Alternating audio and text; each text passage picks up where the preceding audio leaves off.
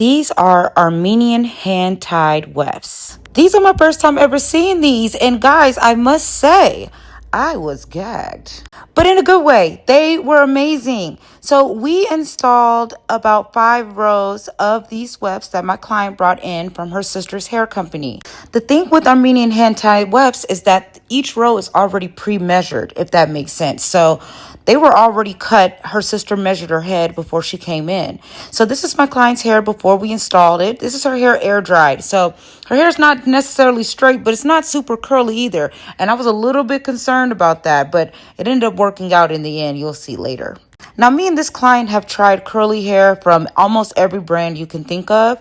Really good quality curly hair is actually hard to find. So her sister, who sells hair, is trying out this vendor of curly hair, and I'm really excited. You see how the weft is literally hand-tied like that? Now, I've installed angel wefts and obviously machine wefts, but the Armenian hair-tied weft might be the GOAT.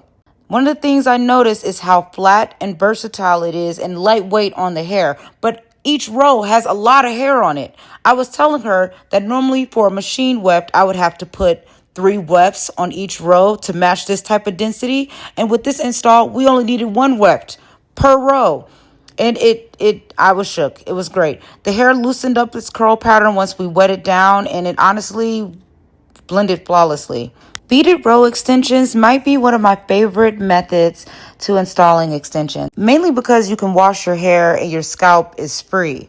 The maintenance is pretty easy. You come in about 4 weeks to get the beads moved up, and that's pretty much it. You know, this is a great summer type of way to wear extensions because it's hot. You want to be able to get in the water. You want to be able to swim. And obviously you need to be able to wash your hair too if you're a gym girly. And sometimes when you have a regular traditional sew-in, you don't get all those options.